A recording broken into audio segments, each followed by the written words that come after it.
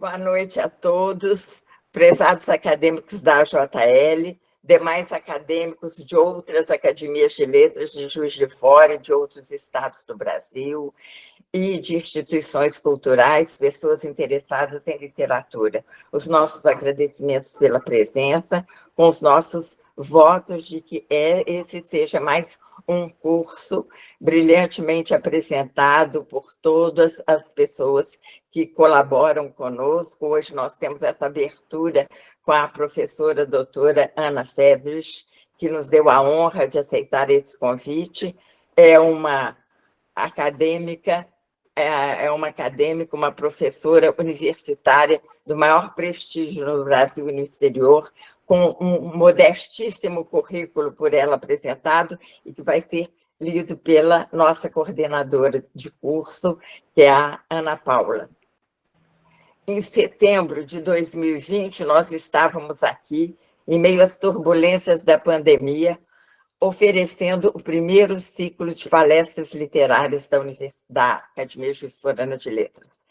E hoje eu tenho essa grande satisfação de ver que nos meus 3 mandatos, no meu 6º ano de gestão, os nossos objetivos estão sendo cumpridos e nós chegamos a 11 cursos oferecidos à comunidade.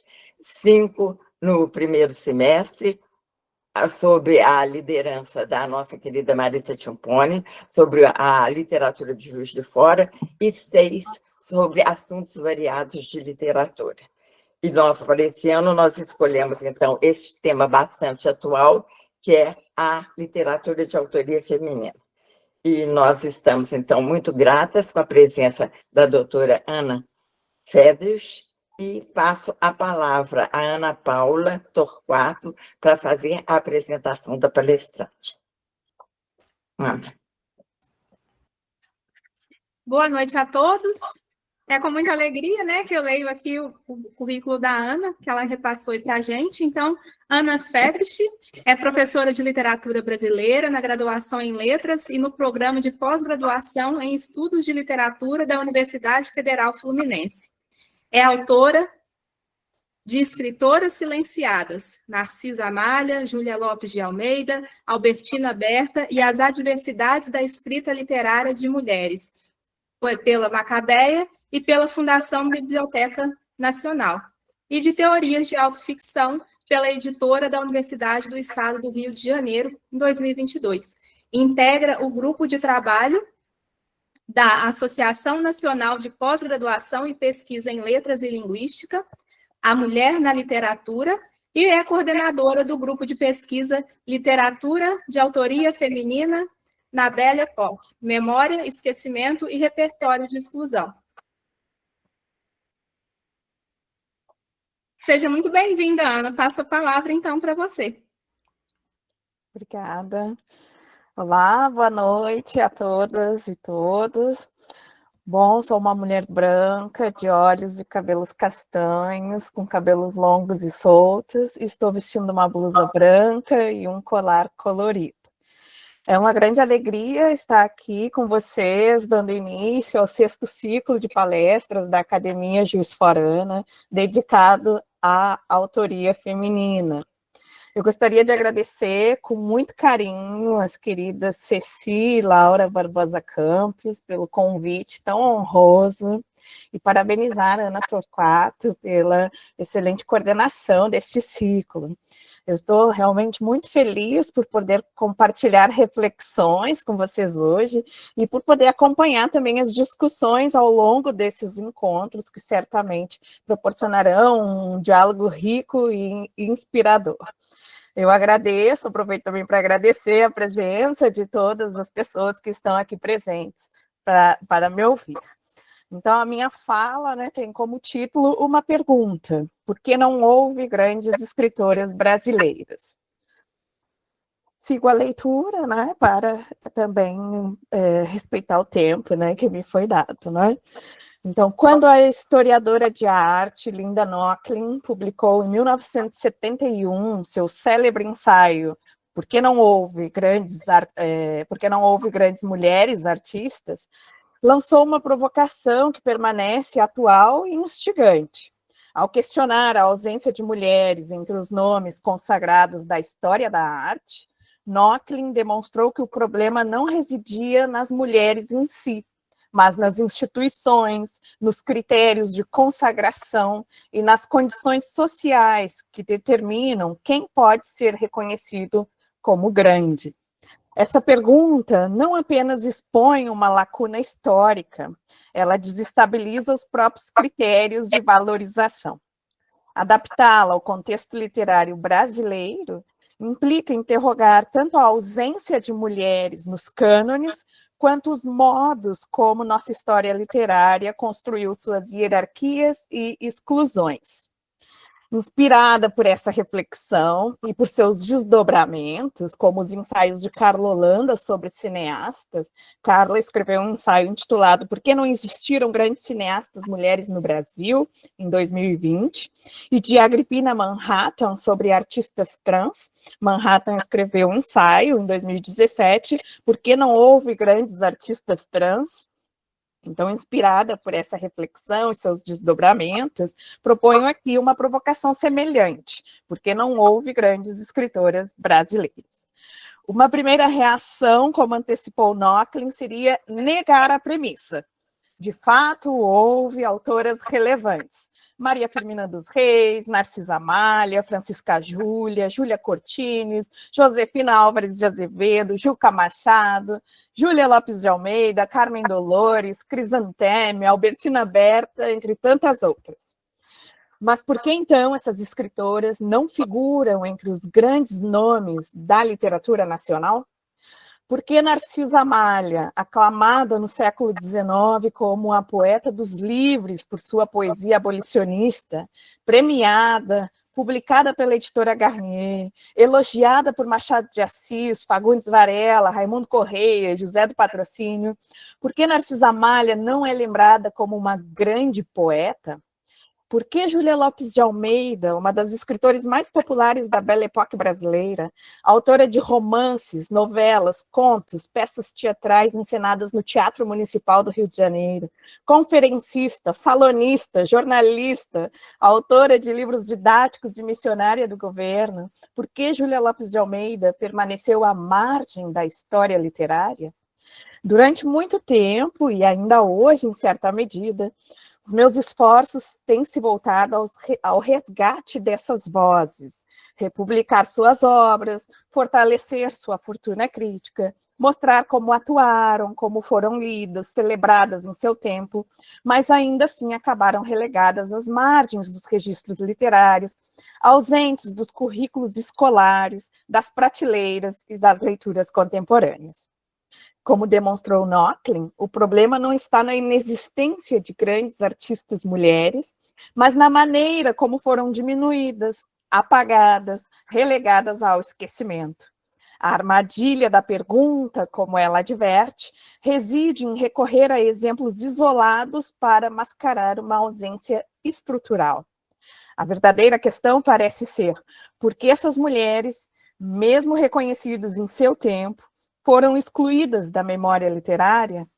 Por que a consagração momentânea não se traduziu em permanência? Essa exclusão não pode ser compreendida apenas como um lapso de registro. Ela é parte de uma lógica de construção do valor literário, profundamente enraizada em sistemas de gênero, classe e raça. É necessário, portanto, questionar não apenas a ausência de mulheres, mas os próprios parâmetros de grandeza que historicamente favoreceram sujeitos masculinos, brancos e de elite. Michelle Perrault mostra que a invisibilidade histórica das mulheres se evidencia desde a perda do sobrenome até a destruição e a autodestruição de sua memória. Cita um trechinho da Michelle Perrault. Ela diz: os homens são indivíduos, pessoas, trazem sobrenomes que são transmitidos.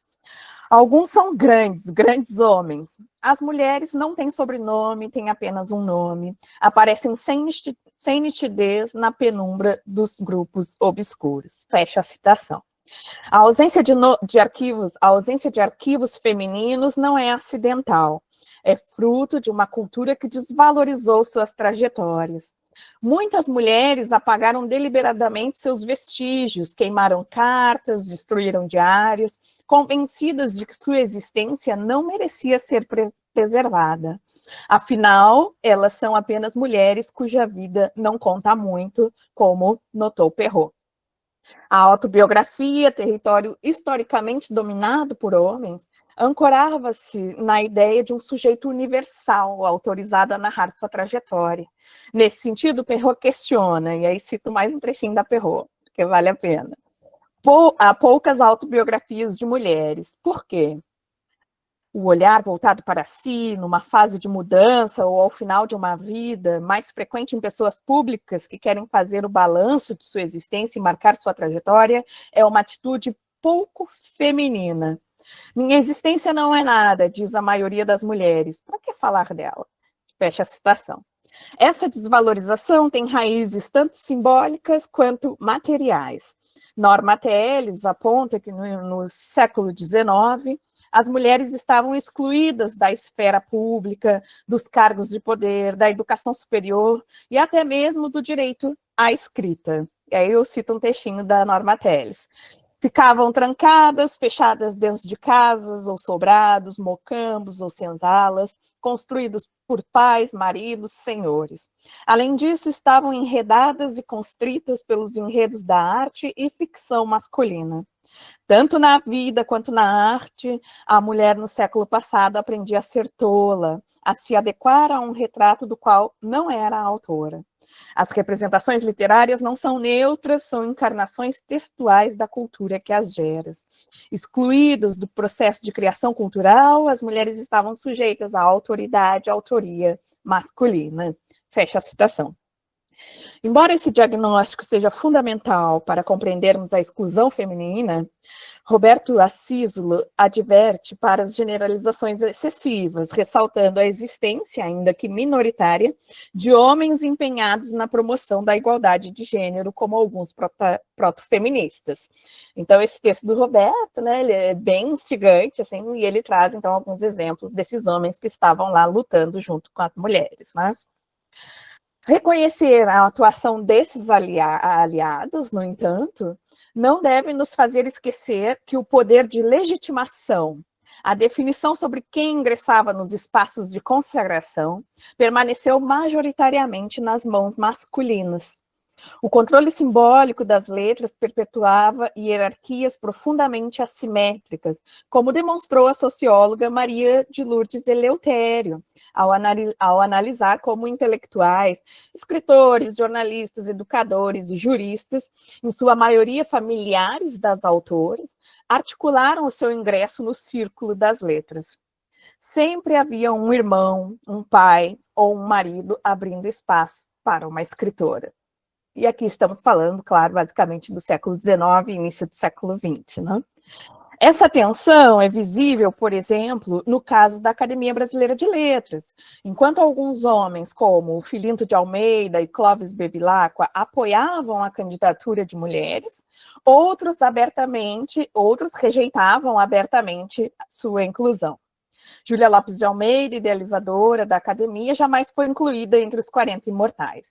Amélia Bevilacqua, por sua vez, recolheu e preservou os argumentos utilizados para barrar a sua entrada em 1930, deixando um testemunho inestimável da resistência enfrentada pelas mulheres.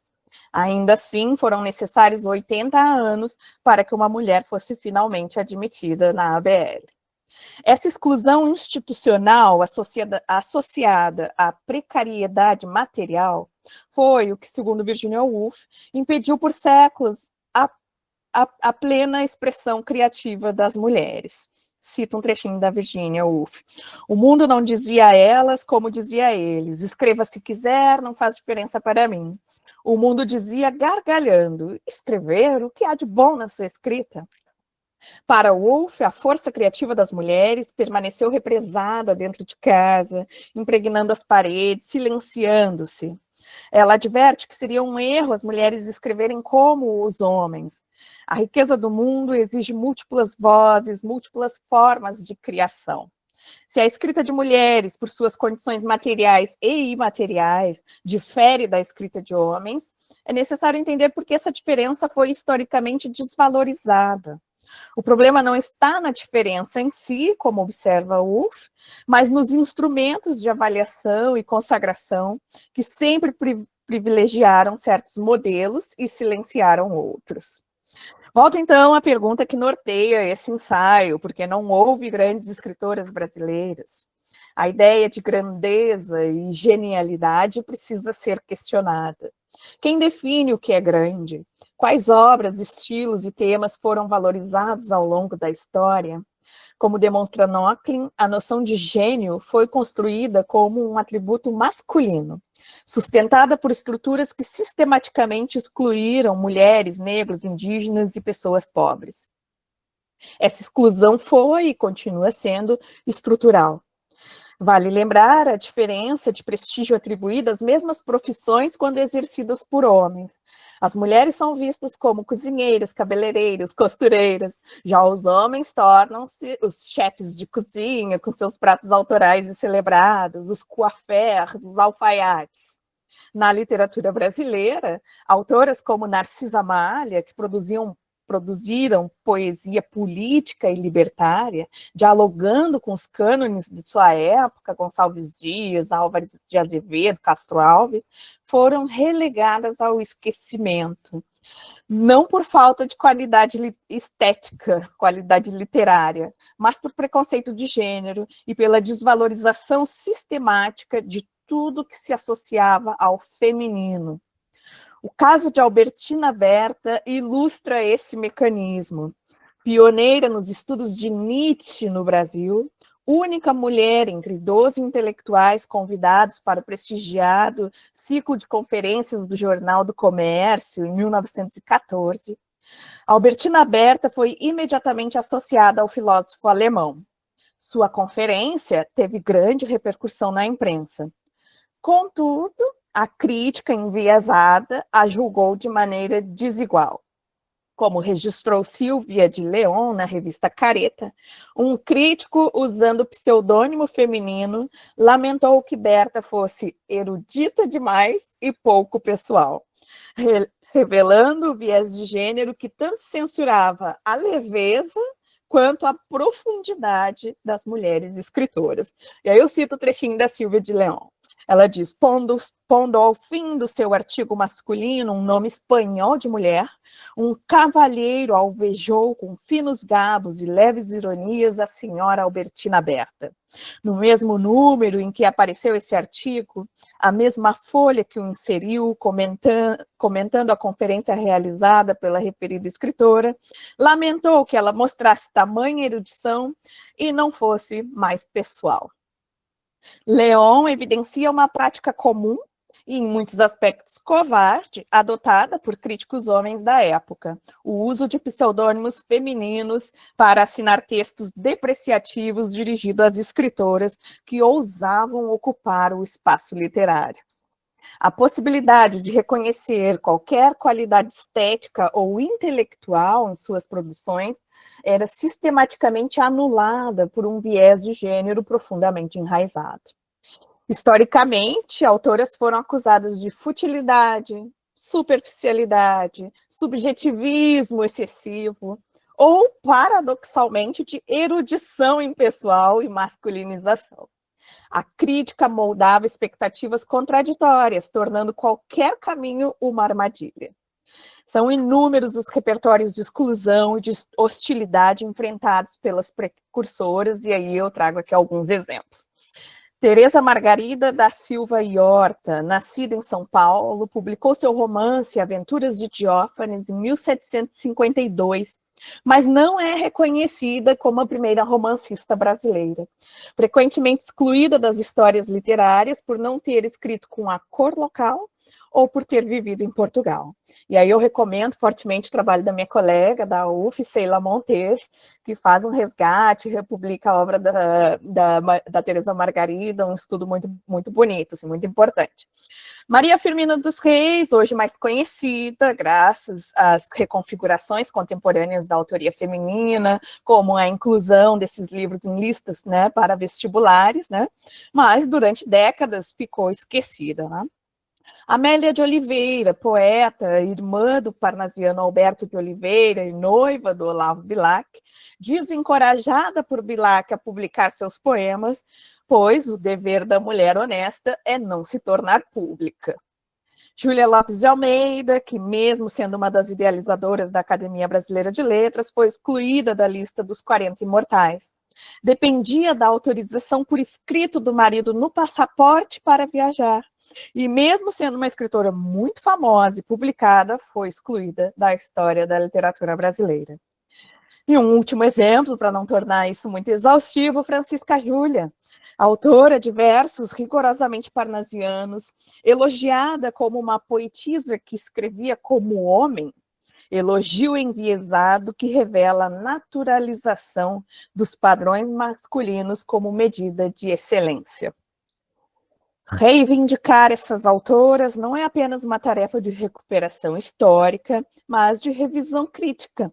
Não basta incluir seus nomes nos livros didáticos, é necessário questionar os critérios que definem o que é valioso, o que é grande, o que é genial.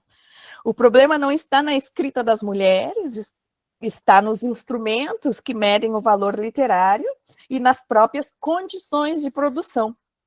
Como afirmou Woolf, é hora de perguntar que tipo de alimento oferecemos às mulheres enquanto artistas. E como diz Nochlin, o obstáculo não é biológico, mas institucional. E aí eu cito um trechinho da Linda Nochlin.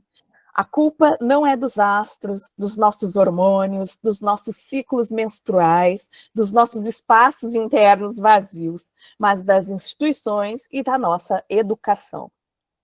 Se hoje reconhecemos a necessidade de resgatar escritoras apagadas, não podemos fazê-lo para provar que eram como homens e, portanto, dignos de reconhecimento. E essa é uma armadilha na qual eu mesma caí no início das minhas pesquisas, querendo mostrar a qualidade da Narcisa Amália e como ela escrevia de forma muito parecida com os seus pares da época.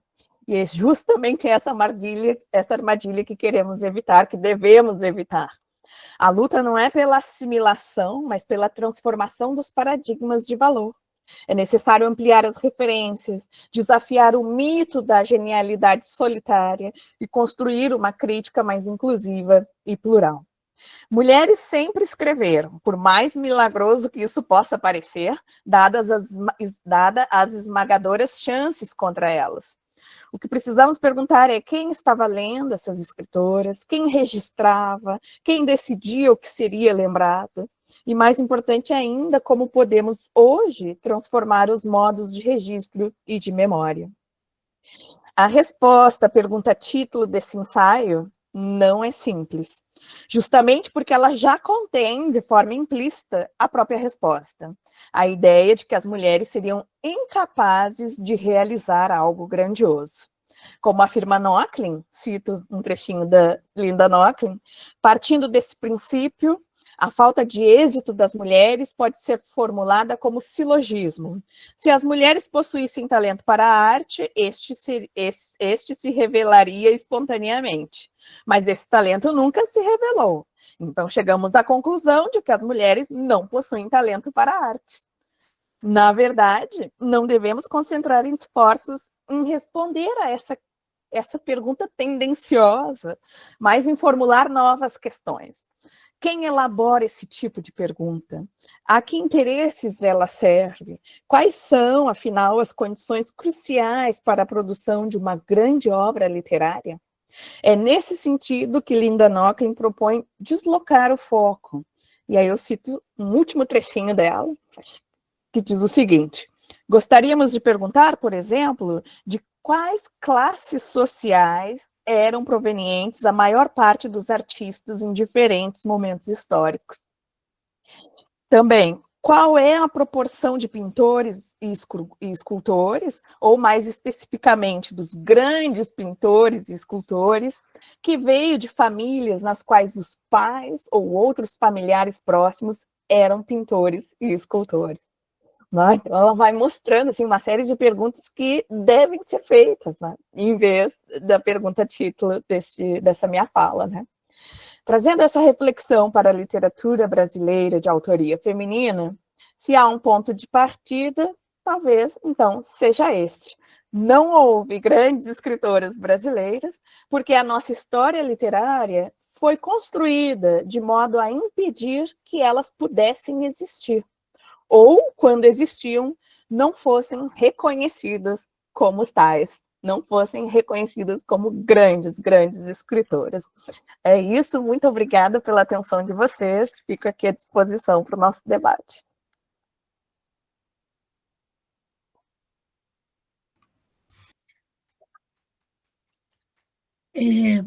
Agradecendo a Ana pela fala, eu cumpre a mim dizer qual a ordem das pessoas que se inscrevem.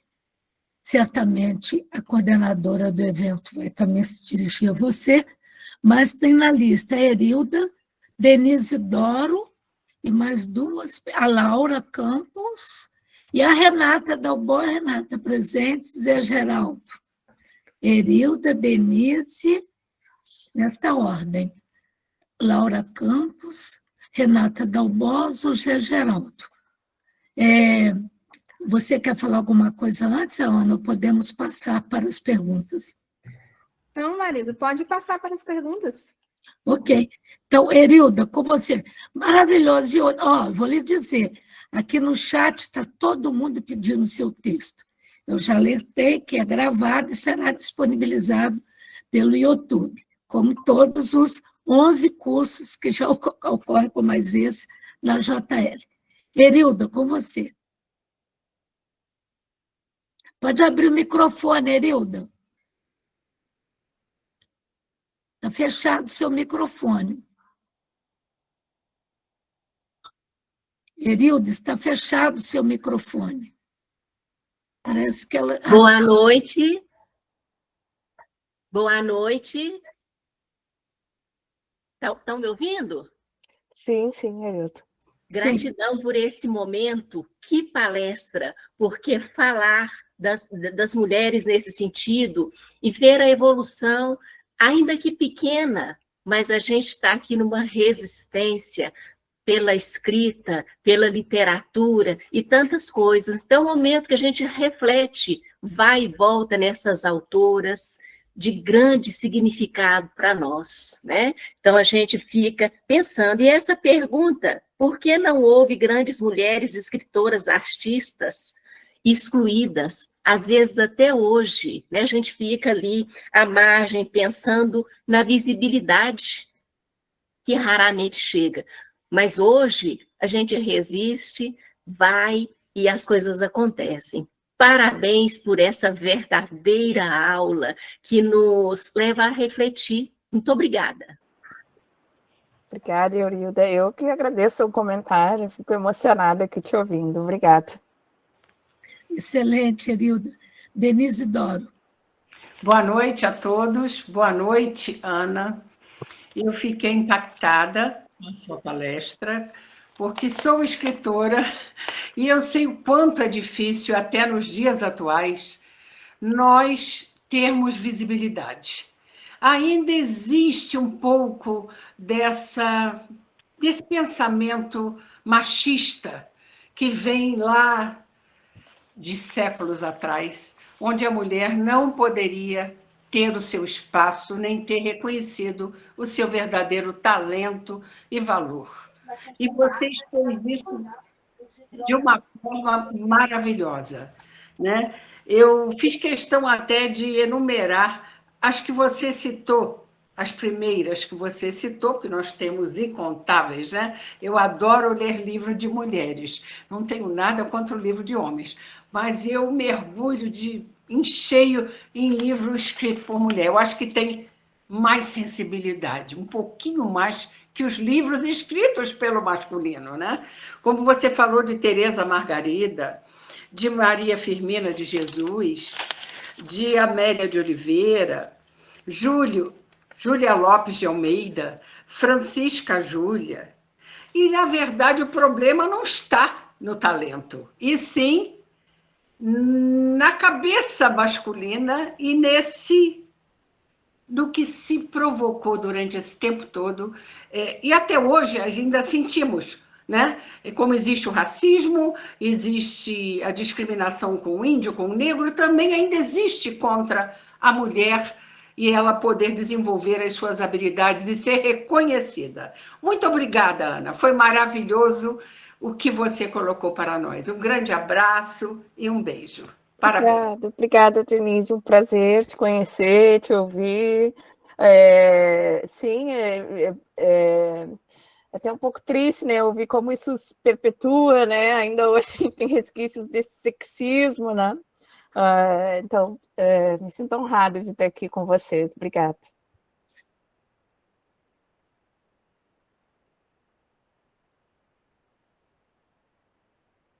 Eu quero parabenizar você pela palestra e quero dizer que você contribui muito com a minha pesquisa também, porque eu estou pesquisando Florbela Espanca e Gilca Machado com poesia erótica.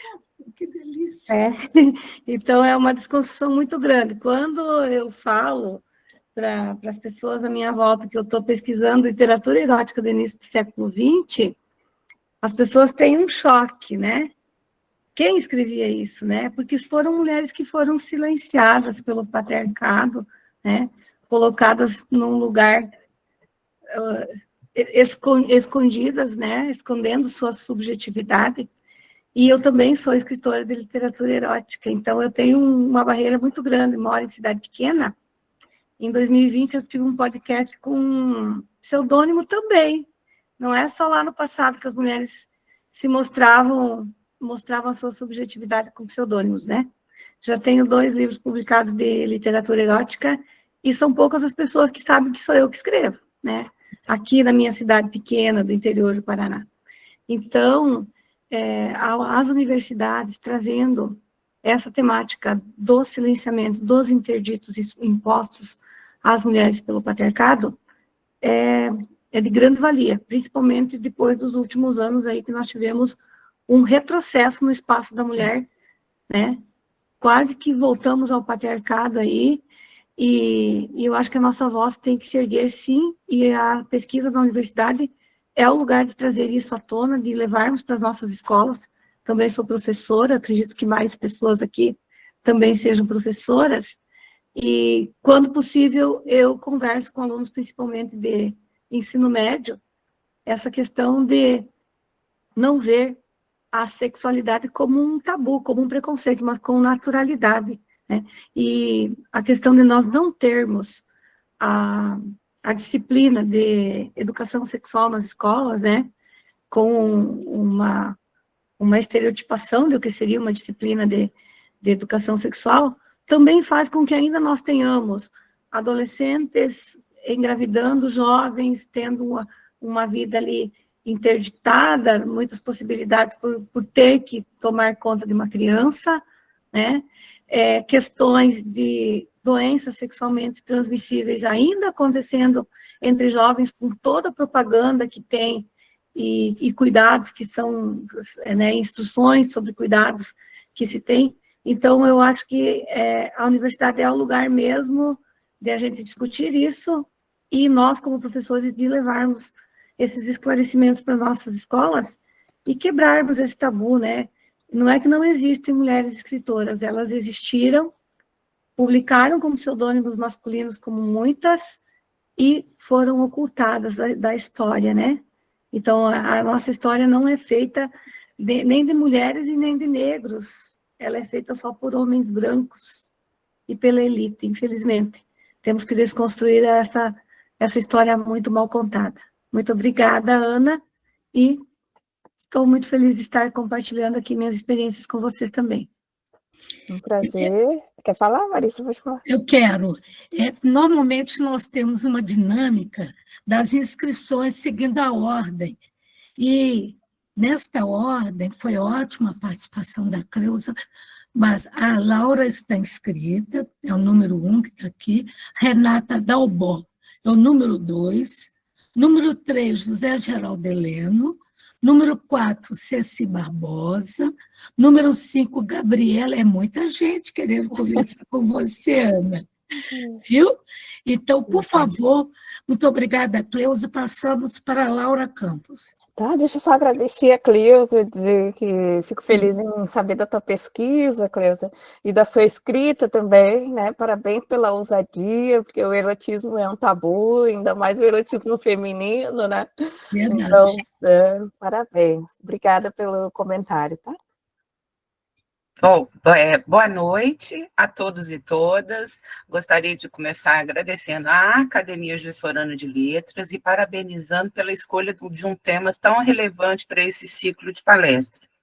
E, é claro, agradecer muitíssimo a generosidade da professora Ana Fedres por ter aberto um espaço numa agenda que eu conheço, que é lotada, e dizer que eu sou uma grande admiradora do trabalho da Ana, e recomendo, mais uma vez, muito obrigada, e recomendo a todos o livro Escritoras Silenciadas, Mecanismos de Exclusão.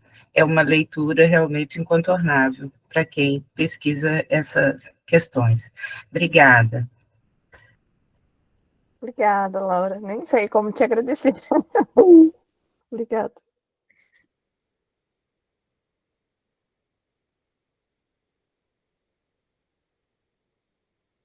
Está fechado, Marisa. Desculpe-me, é falta do hábito.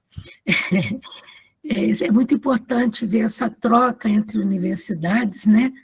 Na verdade, a UF e a UFJF representam muito, no caso, para mim, para a minha vida. Eu sou ex-aluna da UF. Como já disse, eu e o Jorge fomos os primeiros alunos a fazer o trabalho final de mestrado do curso da UF. É muita alegria conhecer esse conhecimento profundo da Ana. Mas eu não estava inscrita, mas estou usando meu direito de diretora, depois da Laura, a nossa querida Renata Dalbó. Olá, boa noite a todos, a todas. É um prazer muito grande estar aqui hoje, né, falando sobre esse tema que é extremamente importante e que nós estamos aí incluídos, né, as mulheres escritoras. Parabéns, Ana, pela sua palestra. Como é importante mulheres pesquisadoras que trazem esse tema. A Ana citou a Michelle Perrault, né, que fala muito da escrita de autoria feminina. Eu sou pesquisadora deste tema também fiz meu doutorado baseado também na história da escrita de autoria feminina, e eu agradeço também a outras pesquisadoras como Zaide Musar, que certamente a Ana conhece, que tem aí 3 coletâneas, né, com cada coletânea em torno de 140, 150 mulheres escritoras do século XIX, que também foram silenciadas e apagadas, e graças a pesquisadoras como Zaide, Constância Lima Duarte também, vieram à tona, e nós podemos, né, conhecê-las um pouco melhor e os seus textos também. Professora Ana, se no século XIX a mulher escritora foi tantas vezes silenciada, hoje, apesar dos avanços, ainda percebemos algumas resistências e invisibilidades, eu acho que principalmente em relação ao cânone literário, né? Vou fazer uma pergunta: qual é, em sua visão, o lugar que a mulher ocupa hoje na literatura brasileira, tendo essas mulheres do século XIX, século XX, que abriram caminhos para que hoje nós estivéssemos aqui? Essa seria a minha pergunta. Sim, obrigada, Renata, um prazer te conhecer. É muito bom você citar a Zaide e a Constância, né? Porque a Narcisa Malha, por exemplo, a própria Maria Firmina dos Reis, várias escritoras e poetas acabam recebendo uma visibilidade agora, de uns 5, 10 anos para cá por conta das listas dos vestibulares, né? Mas nos bastidores da academia universitária, da universidade, né? Nós temos essas pioneiras que estão aí há mais de 40 anos, né? Existe o GT, né? A Mulher na Literatura, que existe há 40 anos, né? Foi criado em 1984. Então, elas estão ali nesse trabalho também invisível, né? De crítica literária, resgatando, publicando. A Zaide cria uma editora, né? De fundo de quintal, porque ninguém queria publicar as mulheres, né? Então, já que ninguém vai publicar, então eu crio uma editora para publicar, né? Então, assim, a gente deve muito a elas, né? E pensar que sempre por trás, assim, de uma visibilidade, pensando nessas obras que agora tem por conta dos vestibulares, né? Pensando na Narcisa Amália, assim, que há 10, 15 anos ninguém queria publicar nebulosas, né? Foi, assim, extremamente difícil e enfrentei também muitas adversidades para publicar nebulosas, né? E aí, quando entra para o vestibular, nossa, o mercado editorial se movimenta, todo mundo, né? Várias reedições, o que é maravilhoso, porque agora ela está na prateleira, né? Mas tem esse trabalho também da crítica universitária, né? Que é um trabalho invisibilizado, né? E aí eu penso muito na Zaide, na Constância e outras colegas, né? É sempre difícil falar no estado atual da arte, né? É muito mais fácil falar do século XIX e XX, né? Porque a gente já tem a distância temporal, né? Mas, claro, a gente tem que reconhecer que houve mudanças, né? Então, hoje a gente tem algumas pessoas falando de uma explosão da autoria feminina, né? Muitas escritoras, né? Publicando, recebendo prêmios literários, né? Tendo esse espaço, né? Teve alguém aqui que falou que só lê mulheres, né? Eu também, né? É tanta mulher boa, assim, publicando, né? Que não sobra mais tempo, assim, para ler. Já passei a vida inteira, né? 30 anos lendo homens, né? Então, claro, eu vejo assim uma mudança positiva, né? Mas é que todas vocês estão trazendo essa fala de que ainda enfrentam preconceito, ainda se enfrenta hostilidade, né? Eu não sou escritora, mas como professora e pesquisadora, eu vou dizer que eu também enfrento na academia, né? E principalmente você fica estigmatizada por estudar escritoras. Então, lá vem ela de novo falar sobre isso. Só fala sobre Júlia Lopes de Almeida. Mas ninguém fala que aquele cara lá só estuda Machado de Assis. Né? Ele é o especialista em Machado de Assis. Eu não, eu sou a chata, lá vem ela de novo, ninguém aguenta mais. E também isso é tão nocivo, né? Porque também parece que a gente só faz isso, exclui todo o resto que a gente faz, outras frentes, né? Outras pesquisas, né? Então, pego na sua mão, assim, para dizer que ainda é difícil. Estamos juntas. Estamos juntas. Ainda a gente... E temos que ser chatas mesmo, acho que para conquistar um espaço, a mulher, infelizmente, ainda hoje tem que falar a mesma coisa várias vezes, né? Para marcar aquele espaço, né? Eu acho que faz parte do papel. E realmente a gente está caminhando. Eu acho que sim, eu sou bem positiva também nesse ponto. Sim, isso. Tá bom, é isso. Então, obrigada, querida. Vai, né? E com essa união, né, também, né? Com essa união de escritoras e pesquisadoras, né? Essa união, por mais que tentar, digamos assim, por mais que essa estrutura patriarcal, racista, sexista, né, tentou muito inserir nas mulheres a rivalidade feminina, isso não deu certo, assim. As escritoras, elas tinham uma rede entre elas se apoiavam, elas dedicavam poemas uma para as outras, né? A Júlia Lopes de Almeida mencionava várias escritoras nas suas crônicas no jornal O País, né? E foi assim que elas conseguiram forças para resistir um meio muito hostil, que não dava o mesmo alimento, né? Então, acho que isso é muito importante. Hoje tem um nome para isso, né? Sororidade, né? Isso é muito importante. Obrigada. Obrigada, Ana. Obrigada. Boa noite. Obrigada, Renata. Agora uma voz masculina. José Geraldo Heleno. Vamos ver o olhar do Heleno sobre a questão. Depois de termos visto depoimentos maravilhosos, que todos aqui não vão esquecer, e vamos tornar a ler o que você falou, porque não temos acesso fácil também a essas informações. Tá? Com vocês, Heleno, depois da Heleno vem a Ceci, depois Gabriele e Escola de Escritores, depois da Gabriele. Zé Geraldo Heleno, com você. .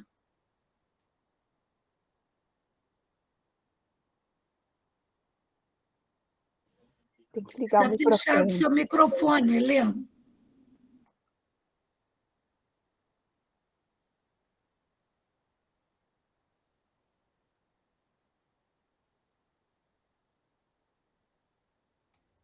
Você está mudo, Helena. Você abriu o microfone, mas está mudo. A gente não consegue escutar, não. Não estou ouvindo nenhuma palavrinha. Nós estamos calando a voz masculina. Brincadeira. Helena, nós vamos ter que pular você, viu, querido? Com vocês, Ceci Barbosa. Depois você volta. Bom, em primeiro lugar, eu quero comentar que, em 2020, na Feira do Livro de Lisboa, junto com a de André Portugal, eu apresentei uma fala sobre a Narcisa Amália. É claro que essa minha fala foi quase integralmente baseada nos trabalhos da Ana. Eu procurei, inclusive, mais material para diversificar mais o número de pesquisadoras para as minhas referências, mas realmente foi pouquíssimo o que eu encontrei. E tendo acesso aos escritos publicados, muitos deles tirados pela internet da Ana, e as publicações dela no tempo de pesquisadora junto à Biblioteca Nacional, que foi quando você trabalhou muito com esse assunto, né, Ana? Eu me pus a pesquisar mais sobre a Narcisa Amália, fiquei impressionada de ver aquela mulher tão conhecida, de relativo sucesso na sua época, sendo prestigiada por Machado de Assis, tendo tido até o Dom Pedro, que foi a Resende, procurando conhecer a autora das Nebulosas. Então, achei espantoso que essa mulher permanecesse com tamanha obscuridade, porque nos livros de literatura brasileira eu me esforcei, passando página por página, dentre as autoras do século XIX, e não encontrava. Às vezes, no máximo, aparecia o nome dela, mas sem nenhum comentário, nenhuma citação, e em muitos, até mesmo essa citação do nome, e não aparecia. E, depois da minha apresentação, foi uma procura muito grande de pessoas querendo saber como é que eu tinha descoberto a primeira jornalista profissional do Brasil, além de escritora, poetisa, etc.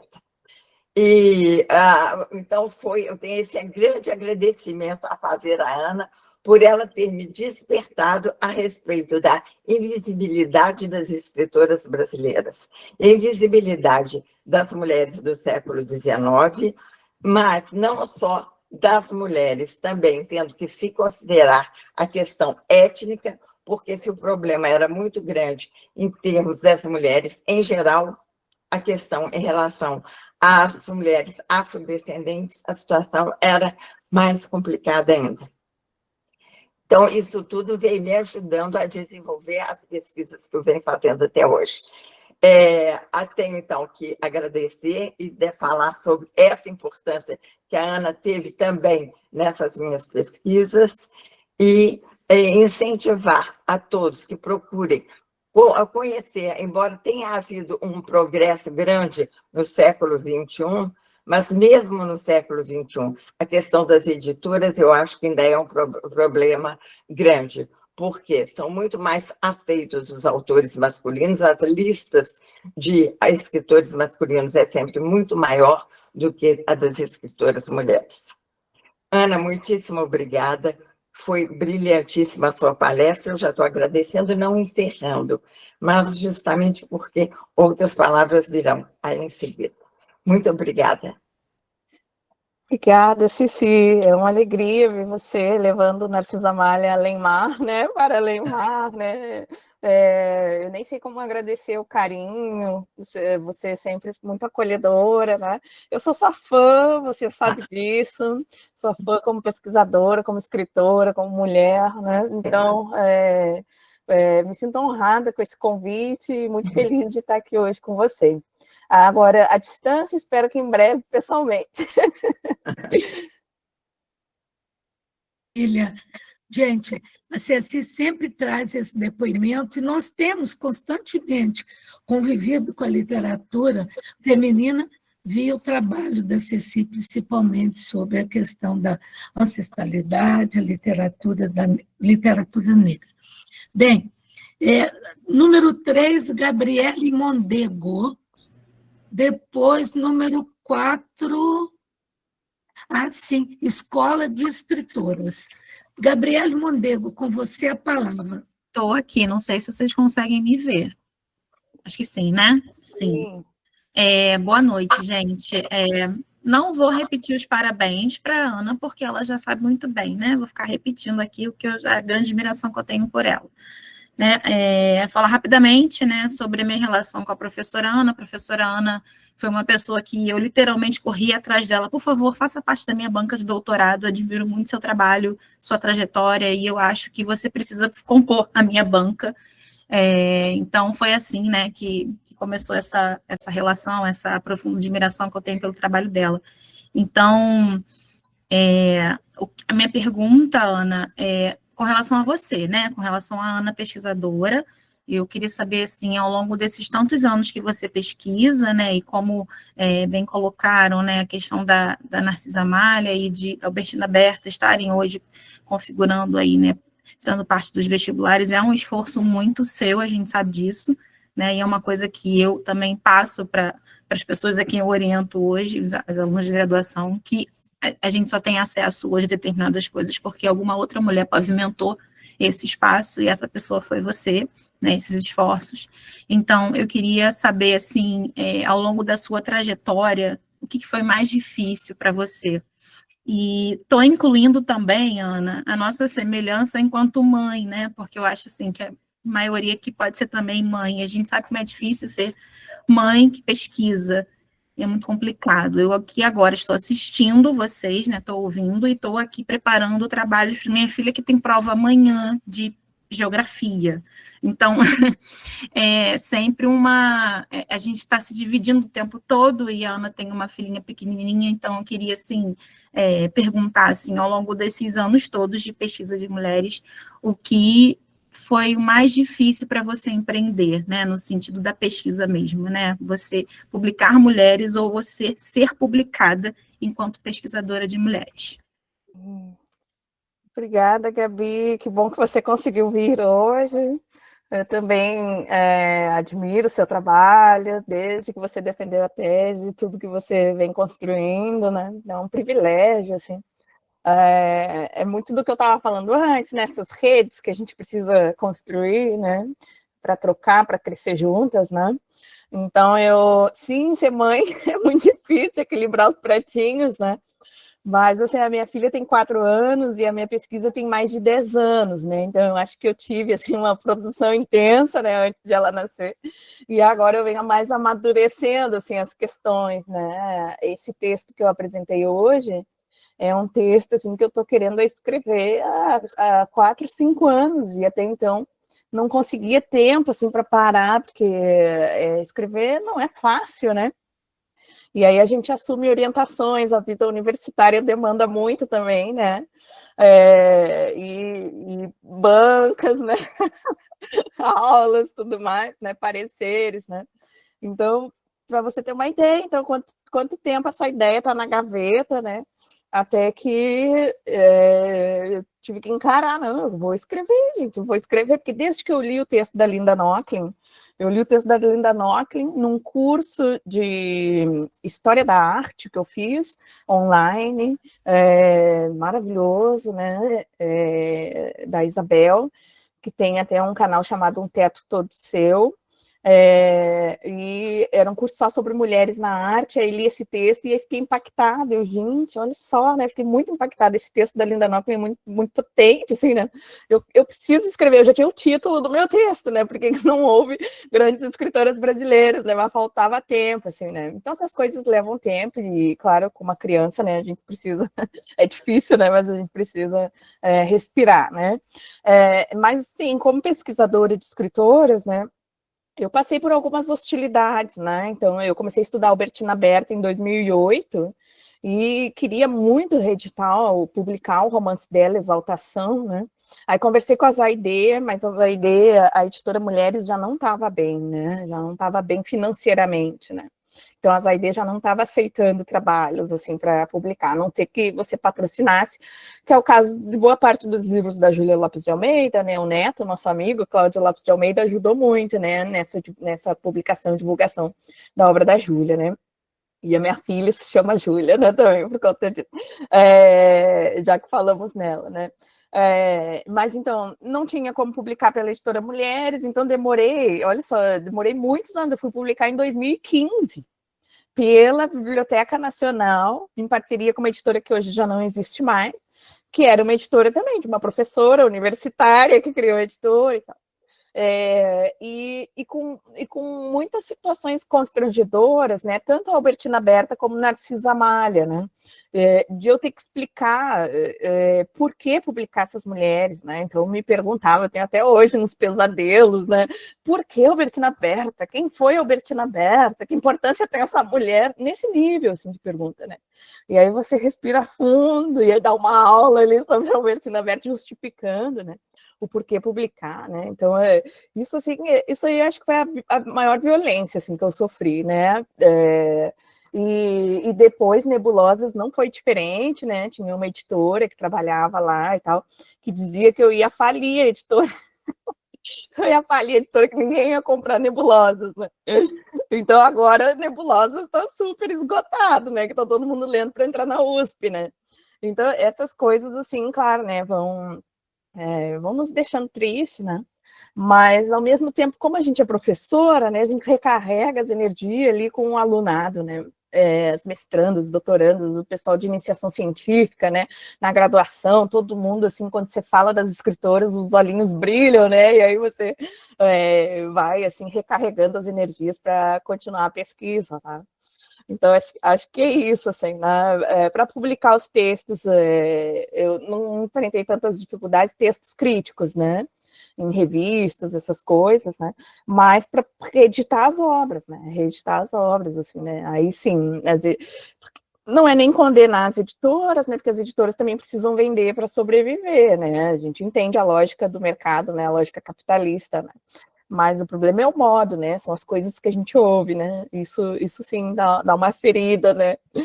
Mas então é isso. Obrigada. Obrigada, Gabriela. Obrigada, Ana. Que aula que estamos tendo, né, gente? Maravilhosa. A Escola de Escritoras está aguardando. Com você, querida. Muito obrigada, Ana. Que coisa boa te ouvir. Eu já te disse, mas estou na fila para fazer o pós-doutorado contigo assim que abrir vaga. Enfim, assim que puder orientar. E eu te faço uma pergunta que eu sei que não tem uma resposta simples, mas é algo que eu venho pensando há bastante tempo. Sobre quais são os mecanismos críticos, editoriais, acadêmicos, escolares, que fabricaram a invisibilidade das grandes escritoras brasileiras, né? E como que a gente pode fazer para mapear tanto os mecanismos quanto as escritoras que foram invisibilizadas? Como que a gente chega nelas? Ótima pergunta, né? Bom, o pós-doutorado está quase. É que na UF, para você orientar, supervisionar, né, o pós-doutorado, você já precisa ter uma tese defendida. Eu tenho uma doutoranda que deve defender em 2 anos, aí vai ser possível, né? Essa pergunta é ótima. Hoje é o dia das perguntas não respondíveis, né? Os dias das perguntas, né? Cabulosos, né? Mas, assim, pela minha pesquisa, né, o que me vem, assim, à cabeça para responder, né? Eu fui fazendo um levantamento desses repertórios de exclusão, né, que é o momento, assim, que os homens, implícita ou explicitamente, né, deixam transparecer o sexismo, né, esse preconceito de gênero, né. Então, eu acho que quando essa crítica ela é velada, ela é ainda pior, né? Porque você acredita que é um elogio, que é o que o Olavo Bilac faz o tempo inteiro, né? Então, o Olavo Bilac, no prefácio da Alta de Souza, né, do Horto, você lê e acha que ele está elogiando a Alta, mas ele, como um bom parnasiano, com todo aquele rigor formal, na verdade, ele está, assim, desculpa o termo, né, mas está esculhambando a obra dela, né, porque ele começa o prefácio dizendo não tem essa obra o labor pertinaz de um artista. E aí depois diz, ela faz uma poesia espontânea, livre de todas as teias de artifícios do rigor formal, né? Então ele, como bom parnasiano, né, tá ali criticando que ela não tem aquela capacidade intelectual, matemática, né, que é necessária para fazer um poema parnasiano, por exemplo, né? Então você vai vendo assim essa hostilidade como ela aparece, e mesmo quando as escritoras vão ocupando espaços, né, privilegiados, como a Júlia Lopes de Almeida, né? A própria Narcisa Malha, né, o Machado de Assis, escreve sobre a obra dela, ele lê a obra dela, porque ele comenta os poemas, ele recomenda a leitura de Nebulosas, mas deixa ali transparecer esse sexismo quando ele diz, não sem receio, abra um livro escrito por uma mulher, né, uma senhora, né? Então, assim, por que tem receio, né, quando abre, né? Você não espera que as mulheres escrevam boa literatura, né? Então, assim, então é sempre uma relação ambivalente, né? Elas vão ocupando espaços, elas são premiadas, a Narcisa Malha premiada, soltaram bombas de canhão e tudo mais, laureada e tal, né, super elogiado, mas aí quando vê tem outro comentário, né, outro crítico, né, mostrando assim esse preconceito, esse sexismo, né. Então teve um crítico, por exemplo, que dizia assim, Narcisa Malha é uma ótima poeta, eu só recomendo que ela pare de escrever poemas sociais e políticos, porque isso não é assunto de mulher. Então, assim, isso é o sexismo, né? Fica muito claro, né? O que é de mulher e o que é de homem, né? E, como eu mostrei hoje, assim, a qualidade literária, né? É um atributo masculino, a genialidade, né? É esse atributo masculino. Então, por mais que a mulher queira, corra, nunca vai chegar lá nessa nobreza masculina, como diz o Bourdieu, né? E aí, pegando outras profissões, né? Então, ela vai ser a cabeleireira, né? Ela não vai ser o coiffeur, ela vai ser a cozinheira, né? Ela não vai ser a chefe que assina o prato e se apresenta, ela é a cozinheira anônima, que ninguém vai nem ver, né? Então, assim, tudo isso, não sei se me perdi, né? Mas para dizer que é possível, sim, ir fazendo esse levantamento, né, dos repertórios, assim, de exclusão, dos momentos em que esse sexismo aparece, né? E como digamos assim, elas ocuparem esses espaços, né, foi importante, né, mas nunca foi assim 100%, sabe? Nunca foi assim, né? Sempre teve um receio, né? Uma ressalva, né? E isso mostra, então, que nunca consideraram de igual para igual o que as mulheres produzem, né? E aí a gente pode pensar em várias áreas, né? Sempre teve essa diminuição, né? Aí eu não me lembro mais qual era a segunda pergunta, que era pensar hoje, né? Não sei, você pode me refrescar um pouco a memória. Como mapear, né? Essas obras invisibilizadas hoje, essas escritoras que foram, né, na época, invisibilizadas, no dia de hoje, como que a gente consegue alcançar elas, né? Porque muitas a gente não tem mais nem nada de acesso, né? Sim, infelizmente tem várias obras assim que a gente tem o título, mas você não encontra mais a obra, né? Então, assim, claro, o primeiro caminho, né? Alguém mencionou aqui a antologia da Zaide, organizada pela Zaide, né? Dicionário da Nelly Novaes Coelho, né? Uma série de dicionários, desde a Dalgisa, né? Bittencourt. Então, você vai atrás desses dicionários, né? Vai atrás desses nomes, né? Acho que a imprensa periódica, essa fonte primária, ela é riquíssima, né? Porque na imprensa periódica você vê as menções que são feitas das escritoras, o que as escritoras produziam também, publicavam, né? Na imprensa periódica, né? Mas é bem frustrante, assim, eu consegui muita coisa com as famílias, o contato com a família, porque eu tive contato com a família da Albertina Berta, da Júlia, né? Que tem algumas cajus aqui, né? A Gabi está aqui, faz parte da confraria das admiradoras da Júlia Lopes de Almeida, né, pelo neto querido, né, e também da Narcisa Amália, que quando eu publiquei Nebulosas lá em 2017, apareceu a bisneta dela, e na biografia da Narcisa Amália não menciona que ela teve filhos, nada, né, então foi, assim, uma surpresa, mas um espanto, né, como assim, uma bisneta tá me ligando, que isso? E aí, pela bisneta, eu fui ter acesso a fotografias, né, eu terminei a minha dissertação sobre a Albertina Berta, eu não tinha uma foto da Albertina Berta, né? E aí foi a família que me passou, hoje eu já coloquei na Wikipédia, né? Hoje você consegue ver a carinha ali da Albertina Berta, né? E pra gente que estuda literatura, né? A gente gosta, né? Então, acho que a família, quando você tem contato com as famílias, você consegue preencher algumas lacunas, porque as famílias, algumas, né, ainda guardam, né, algumas edições e tudo mais, né? Essas fontes primárias, né, e esses dicionários, né, que já foram feitos, né, o dicionário da Nelly Novaes Coelho tem 1.400 nomes, né? Então a gente tem pesquisa para dar e para vender, né? Eu falo para meus alunos, gente, a gente precisa de mão de obra, né?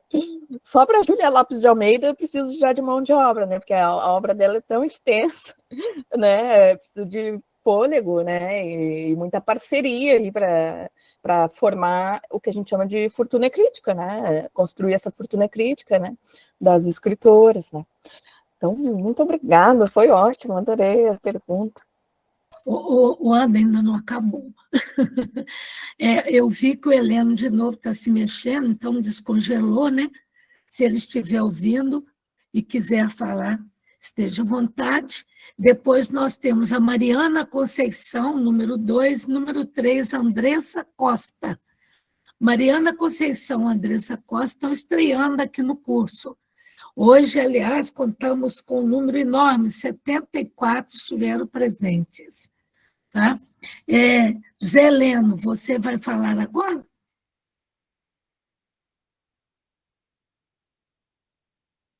Não, ele... Se puder escrever, talvez, né, a pergunta, que pena. Marisa, você está sem o microfone. O microfone está fechado, Marisa. Toda hora, para não dar microfonia, né? Orientação, inclusive, do nosso setor de sensibilidade da JL.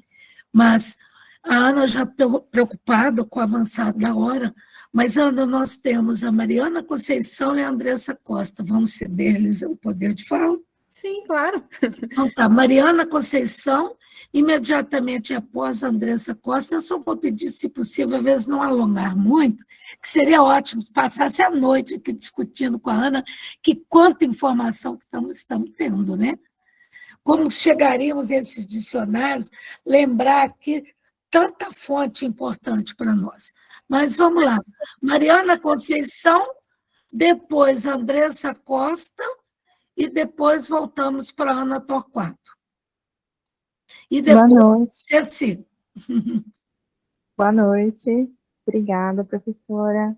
Foi muito rico assim para mim, porque eu conheci um pouco do assunto, justamente porque eu pesquisei, esqueci o nome da escritora agora, que ela escreveu Os 15, se eu não me engano. Raquel de Queiroz. Isso, Raquel de Queiroz. Eu fiz um trabalho sobre ela ano passado, e aí pesquisei sobre Academia de Letras, né? E aí foi que eu acabei chegando nessa história e achei muito louco, como tudo se veio a passar, né?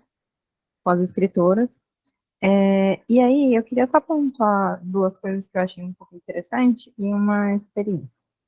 A Ceci, eu estava falando, e você falou agora, sobre mulheres não têm capacidade, né, de serem escritoras. Eu acho engraçado, porque eu ouvi isso tem 5 anos, de um professor na faculdade, né, porque eu escrevo também, eu escrevo poesia desde criança, e comecei a fazer cursos de escrita criativa, né, e eu comentei com o professor, e ele me disse isso na faculdade, e eu achei a coisa assim mais bizarra.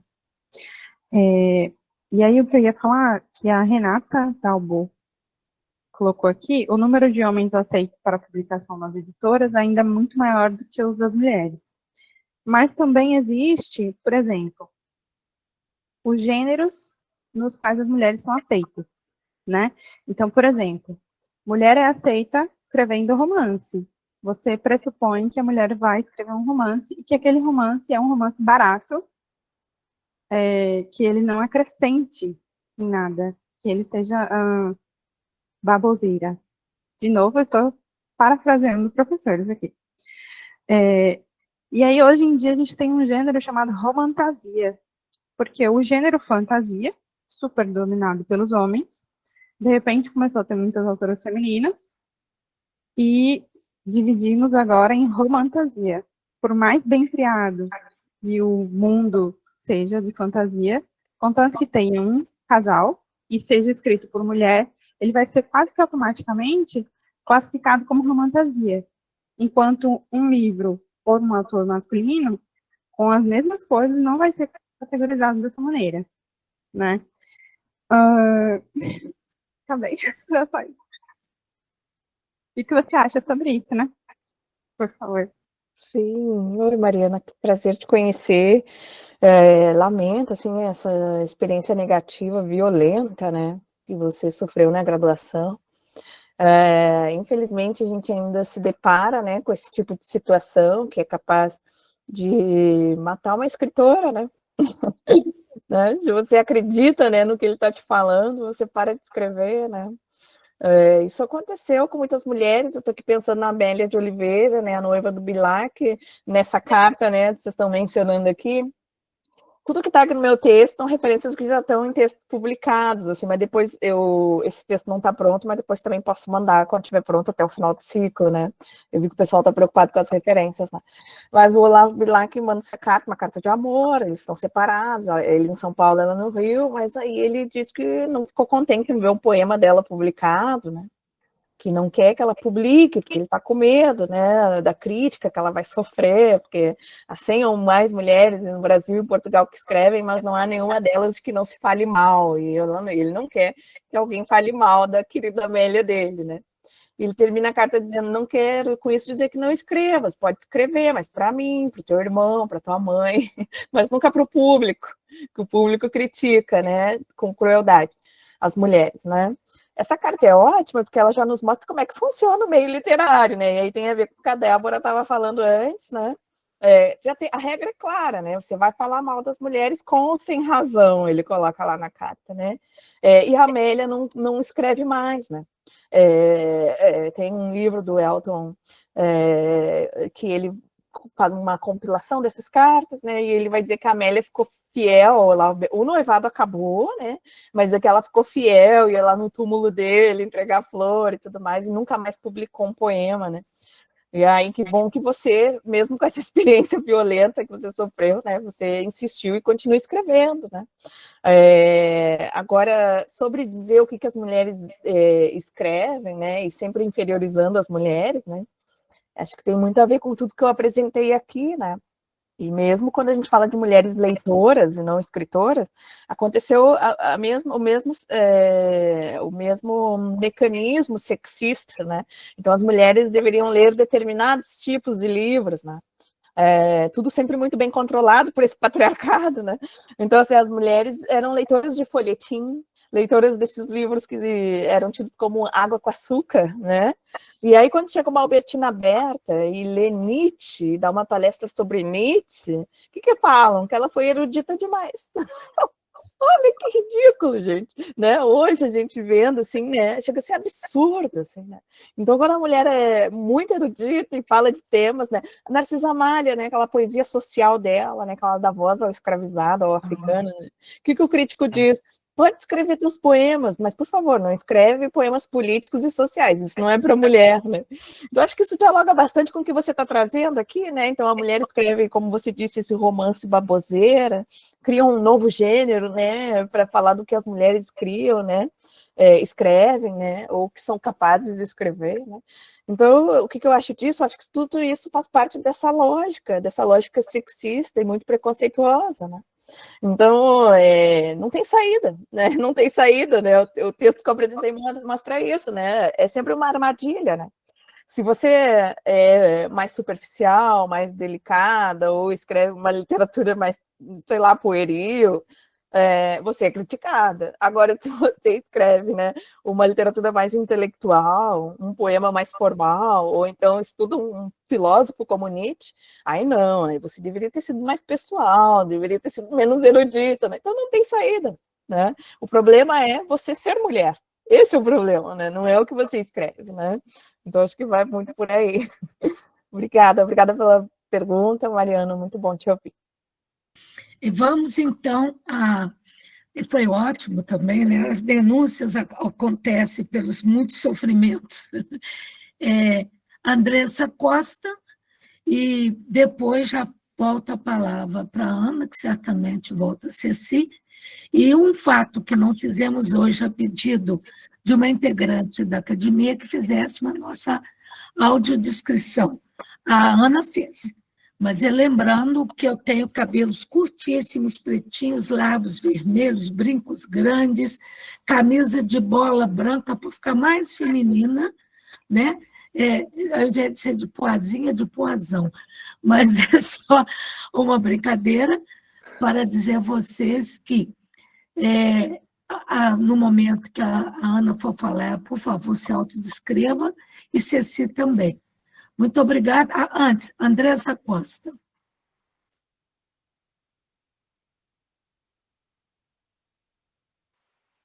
Olá, boa noite. Oi, eu sou aluna fui aluna da Ana, né? Sou aluna da UF, vim para cá pelo Instagram dela, descobri dessa aula e corri para me inscrever. Eu estou no processo de criação de pré-projeto de mestrado. E ouvindo você falar que precisa de mão de obra, eu me voluntario, porque estou com dificuldade, né, de pensar um tema, restringir. Eu gosto muito de literatura de autoria feminina, então com certeza está nessa área que eu estou me preparando. E queria saber de você, como é que foi esse processo, como que você começou a pesquisar sobre, se foi na graduação, alguma aula específica, como que você entrou nesse mundo de escritoras que foram silenciadas, o que te moveu, qual foi a leitura, como é que você entrou nesse processo? Essa é a minha pergunta. Oi, Andressa, que bom te ver aqui. Que bom saber que vai tentar a seleção do mestrado, se vier para a literatura brasileira, né? Sim, sim. Vai ser ótimo, assim, né? Porque, assim, tem muitas escritoras, mas também, mesmo, assim, uma Júlia Lopes de Almeida, né? Tem muita coisa ainda que falta estudar, falta fazer, né? Falta analisar, então, assim, trabalho não falta. Como eu comecei? Minha graduação só ali escritores homens, minha graduação foi de 2006, 2002 a 2006, né? Então, faz muito tempo, né? Mas mesmo depois fiz uma especialização em 2007, né? Então a gente, me lembro de um professor que um dia chegou com uma lista dos autores mundiais, do cânone mundial, que a gente deveria conhecer até o final da graduação, né? Há pouco tempo agora, né, já com toda essa consciência, né, com toda essa pesquisa, eu voltei naquela lista, né, que eu ainda tenho o meu materialzinho de graduação aqui comigo. E esses são só escritores homens, né? Tem uma lista de 30 escritores, né? Eu fiquei, cara, essa foi a minha graduação, né? Aí o que aconteceu? No mestrado, eu estudei Albertina Berta, mas não com foco na autoria feminina, né? Porque a Albertina Berta escreve um romance de introspecção, e eu fazia parte de um grupo que estudava o romance de introspecção no Brasil, as escritas de si, essa literatura mais introspectiva, que é uma vertente que também foi excluída da nossa história da literatura, né? A nossa história da literatura, ela prioriza aquela literatura com o discurso formativo, né? O discurso da nação, né? E aí estudei as técnicas de introspecção no romance da Albertina Berta, né? Ela já traz ali coisas bem inovadoras para sua época, então ainda nem estava atenta à questão da autoria feminina. E defendi isso, foi lá em 2008, 2009, né? mas fiquei impressionada com a quantidade de coisas que eu achei sobre ela, né? Naquela época não tinha a hemeroteca digital da Biblioteca Nacional, então eu vim ao Rio de Janeiro, olhei os microfilmes na Biblioteca Nacional, né, e tal, e fiquei impressionada, assim, com muita coisa sobre ela publicando, as pessoas falando dela, né? Então esse romance dela vendeu, assim, Exaltação, de 1916. Teve 6 reedições consecutivas, ela virou, assim, um fenômeno, assim, né? Muito mencionada, muito conhecida, né? Tem uma carta do Lima Barreto para o Monteiro Lobato, né? Cheio de dor de cotovelo, porque a Albertina Berta vendeu muito, né? E a Gilca Machado também, mas que ele não vendia o Policarpo Quaresma, né? O Policarpo Quaresma não vendia tanto, né? O Monteiro Lobato era o editor dele, né? Então, depois do meu doutorado, eu fui para um outro tema, fui para a teoria da literatura, estudar autoficção, e no Brasil, naquela época, a autoficção também era predominantemente masculina, os escritores, né, eram homens que escreviam, né, então, a Ceci mencionou essa pesquisa que eu fiz na Biblioteca Nacional, né, lá em 2014, de um pós-doutorado. E aí lá, então, eu fiz esse projeto para voltar à Albertina Berta, né? Porque aí eu fiquei, não é possível, né? Aí era Albertina Berta, Narcisa Malha e Júlia Lopes de Almeida, um projeto para ver, assim, a atuação delas na imprensa periódica, passiva e ativa, né? O que elas publicavam, mas também tudo que falavam delas, né? E aí dali nunca mais, é um caminho sem volta, né? Um caminho sem volta, porque aí você vê, assim, a quantidade de coisa, né? Aí você vai vendo, assim, como essas mulheres foram muito corajosas, né? Desbravadoras, né? Enfrentaram ali a hostilidade, mas se mantiveram firmes, publicando, ocupando espaços de poder, vindo também de famílias muito poderosas, né? Albertina Berta é filha do conselheiro Lafayette, né? A Júlia Lopes de Almeida vem de uma família também de elite, né? Então, aí tive contato com a família da Albertina Berta, por um acaso, assim, acaso não, né? Eu fui procurando, aí a última coisa que eu conto para não me estender muito, né? Na estante virtual, né? Sempre botava lá Albertina Berta e tal, até que veio um livro dedicado à minha avó, minha bisavó Albertina Berta. Eu, não é possível, ela tem uma bisneta viva, né? Aí fui atrás da Beth Stockler, né? Ela tinha um blog, deixei uma mensagem lá, mas nunca mais, né?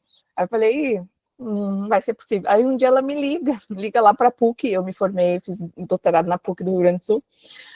Uma situação insólita, né? A secretária da PUC dizendo, Ana, tem telefonema para você. Ai, o que é isso, né? Era a bisneta da Albertina Berta, no telefone da secretaria da PUC, né? E aí, então é isso, aí você se envolve com as famílias, né? Enfim, aí depois me tornando professora, hoje eu oriento muita gente que estuda isso, né? Então, começou assim mesmo, né? Na Biblioteca Nacional, com um projeto que aí tinha um foco na autoria feminina, né? Muito bem, obrigada pela pergunta, Andressa. Espero te encontrar em breve na UF. Muito obrigada, Ana. Obrigada, Andressa. Obrigada, Ana. Volto a palavra, então, para a Ana Torquato, repassar para a Ceci. Vi que o Heleno voltou, quer dizer, a voz masculina nós não ouvimos, né? Ele está dizendo que está sem som. Você pode depois mandar algum recadinho aqui no chat, né, Heleno? Tá? Então, boa noite, obrigado. Foi excelente, uma noite de elucidação. Quero conhecer mais o seu trabalho. Sou professora de literatura brasileira também. Quero conhecer mais o seu trabalho. Ana, Ceci, boa noite, obrigada a todos. Ana. Bom, gente, boa noite novamente, né? Fazendo a autodescrição que eu não fiz lá no início. Eu sou uma mulher preta, tenho 1,59 m, tenho cabelo curto no estilo Black Power e estou usando um casaco preto com uma blusa listradinha por baixo.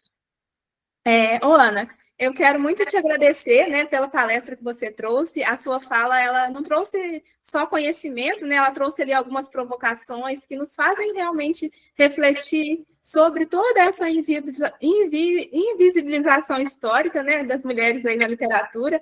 Então, muito obrigada de todo coração por compartilhar com a gente tanto saber, tanta sensibilidade. Quero aproveitar também para já convidar aí, né, todo mundo que está presente até agora, né, nesse estender das horas, para estar conosco semana que vem, no dia 11, quando a gente vai ouvir a querida Marisa Pontes, com o título Dores da Imigração, a Poética de Cecília Meirelles e o Orson Scher.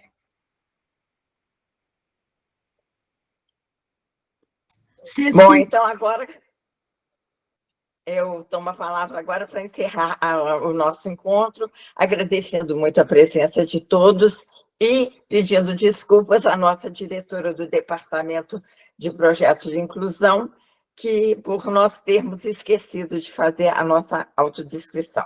Então, eu sou Ceci Barbosa Campos, presidente da Academia Juiz Forana de Letras, uma senhora idosa, bastante idosa, de cabelos grisalhos, curtos, óculos, pele clara.